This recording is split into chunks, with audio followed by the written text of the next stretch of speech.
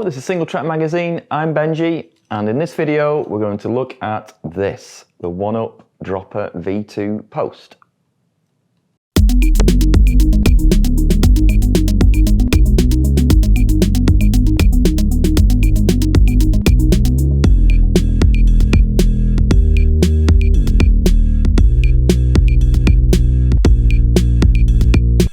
In this video, we're going to go over the features of the OneUp V2 dropper post and why it's a good choice of dropper for a whole lot of trail riders. We'll also go into how easy it is to change the travel on it, and not only that, we're going to give it a quick strip down, clean and re-grease and rebuild. The OneUp V2 dropper post is available in a lot of travels or drops, whatever you want to call them. All the way from 90 up to this one, which is the longest one they offer at the moment, which is 240 millimeters of drop. Can't even span it with my hands, that's how big it is. And actually, because you can change the travel on them, the full range of travel on offer is from 70 mil all the way up to 240 in 10 millimeter increments, because that's how you change the travel. My little brass pins, which we'll show you in a minute, and you can change it and set it to be any increment of 10 mil from 70 all the way up to 240 mil, depending on what post you've got. I think most posts offer about 20, and I think they max out at 30 mil of adjustment. So this one, for example, you bought the 240 mil, you can't quite reach the pedals because it's a bit high. You can knock that down to 210. Or probably more commonly, because not very many frames accept massive posts like this at the moment. Like on my bike, I've just put in a 210 OneUp V2 and brass shimmed it down to be 190. And it's perfect. Slammed all the way to the collar, loads of drop, and that's normally a bike I could only fit a 170 mil amount of travel in it.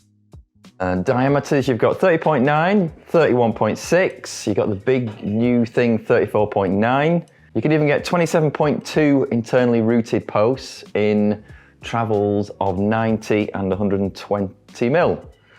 Now they're good for bikes that don't have an awful lot of insertion on them. So kids' bikes is an obvious choice, just really small grown-up bikes as well. And what you see them on a lot more is on downhill bikes or big travel bikes, because they've got quite a lot of interrupted seat tubes and they're not designed to have whopping seat posts put in them. So you can run a 120 or a 90 mil V2 in a downhill bike. So they still do 90 mil and 120 mil drops for applications like that on bikes that you can't fit longer ones on. But to be honest, most people want more of the time. And there's not really many or any downsides of going for more travel on a dropper post if you can fit it in. The only one I can really think of would be if it would lead to undue seat post flex a little bit or excess binding on the bushings. But OneUp have thought of that, and on the longer 200 plus ones, you actually have a much bigger bushing inside it than the normal one.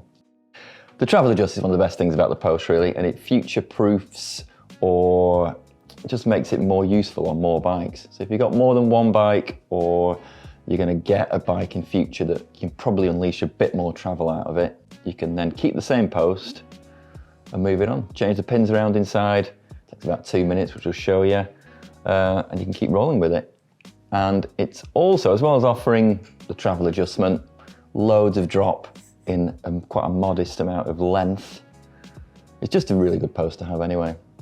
On the longer ones, particularly the 210 and 240, it's either the or certainly one of the lightest ones you can get as well. So it's not a big chunk of post. It's just really well designed, typical of OneUp really. Okay, that's enough talking about it. Let's actually change the travel in a post.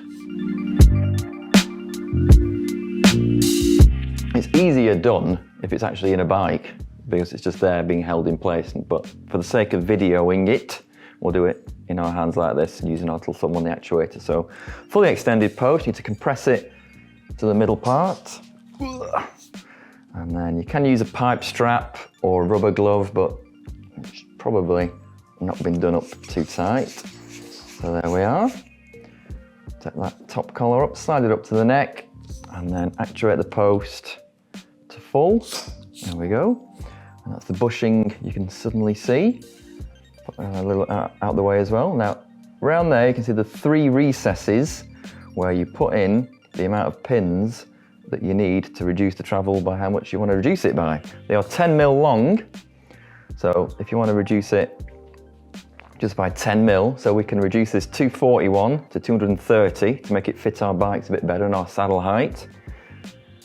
We use these things. Put one in there, one in there, and one in there, and we slide the bushing over them, keep them in place, compress the post. There we go. Pull the collar down, tighten it up. Again, hand tight is as tight as it needs to be. It's just keeping dirt out, it's not keeping air in or anything. As long as it's not going to unscrew with just going up and down while you're riding, which it won't do. Hand tight is fine. And there we go, it's done. So that used to be 240 mil of drop. We've put 10 mil brass pins in it, and now it only extends to 230. Fits our saddle height, fits our bike accurately, bang on, ready to go. Right, so we've shown you how to change to travel on the OneUp dropper post, and now we're going to show you how to do a quick clean and service. And for this task, you don't need anything too expensive or wild or specific that you're never going to use on anything else. We need the post, some isopropyl alcohol, or some kind of cleaner along those lines, 2 mil Allen key, or a bunch of Allen keys with a 2 mil on it, like we've got here, 14 mil spanner or wrench. You get an adjustable will be fine, as long as it's a good one and you're careful, and a little amount of suspension type bushing grease, slick oleum, slick honey, SRAM, Judy, RockShox, butter stuff. Right, put these to the side for a bit. So first thing to do, like most of these procedures, compress the post a bit, halfway, undo the top collar, and slide it up there, and then we're going to get our 14 mil spanner.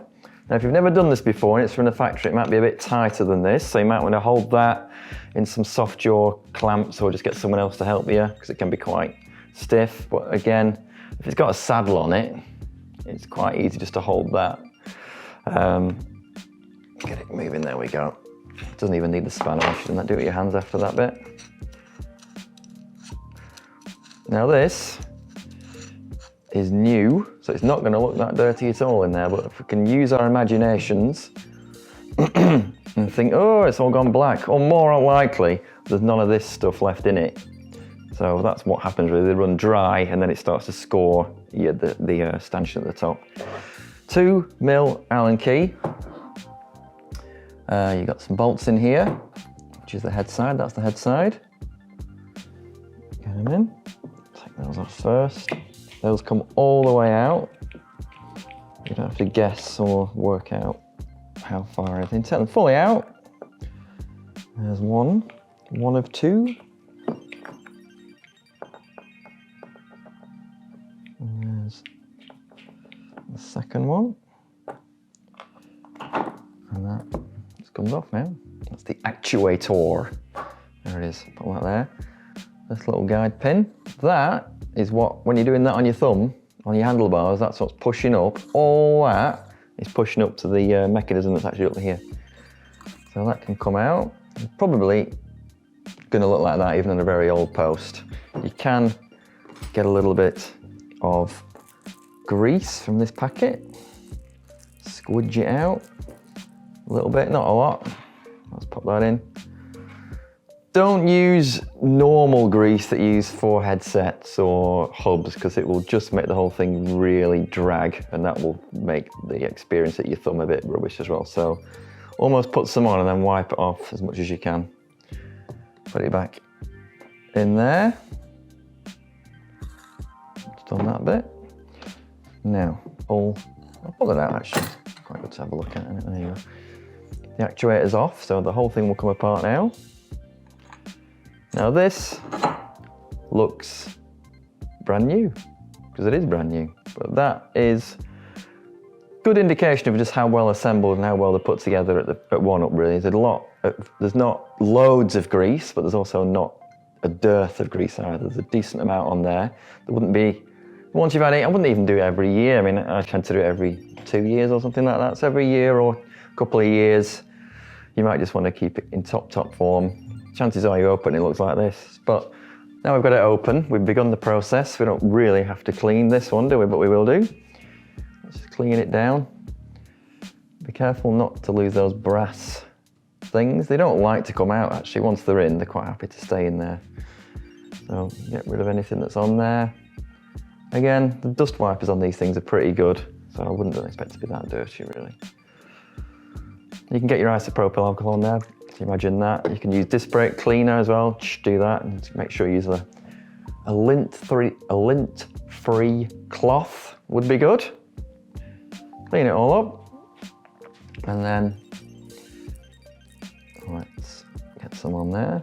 Not loads, about the same that we just saw there. Doesn't need, because grease, as we know when we overoil our chains, just attracts filth if you're not careful. So enough, but not too much. Now, if you were being a very good person, a conscientious person, you would take this bushing totally off and lube it underneath. But I'm going to cheat a little bit by moving it over the brass pins and massaging some grease under it anyway. There we go. Cleaned, re-greased. Let's put our little fella back in there. Now, this is where you can go annoyingly wrong. It's just an aesthetic thing, but if you want your OneUp logo to be at the back when your seat is pointing forward, make sure you align the correct things, the correct brass pins in the right way, and you got your one in line with your the back of your seat clamp. That's it really.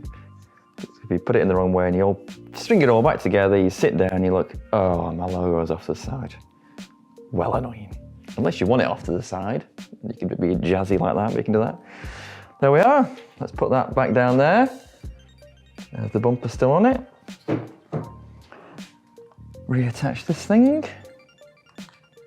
Does not like it, you can go on any way you want. It kind of goes on a little groove. So there's not, these pins don't locate into a hole on this push rod or anything. They just butt up against a little line on the push rod. So let's put the one in. So it's not like you're tightening this against the push rod or anything like that, which is always a bit sketchy on certain other posts or even suspension parts. But it's like, oh, I don't want to do that.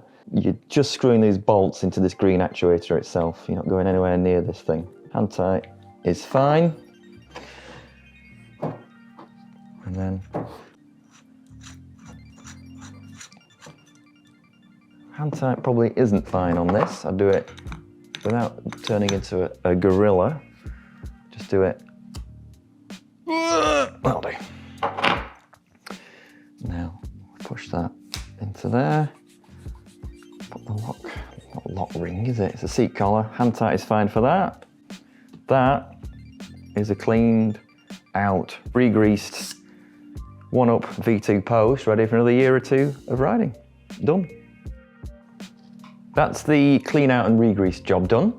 Now, while you are messing with your bike and you'll drop a post, you might want to just check the pressure in the post. They can drift off and get a bit slow to return over a few months or years. You will have to take the saddle off, which is quite annoying on a lot of posts, but it's not too bad on a OneUp because they have a saddle rail clamp with holes in it, little slots in it that the bolt can kind of come out of the way of.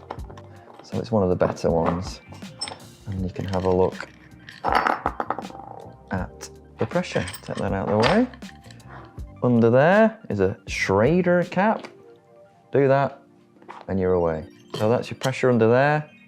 And it needs to be between, it's written on, which is helpful for me, needs to be between 250 and 300 PSI. So check the pressure in that, check it's okay. and then reassemble, put it back on your bike. We've shown you how to adjust the travel in the post, how to clean it out, re-grease it, put it back together, re-pressurize it. If you want to know even more about OneUp V2 dropper post, if you head over to singletrackworld.com, there is a big feature on there right now. Go check it out. And that's all for me for today. Bye bye.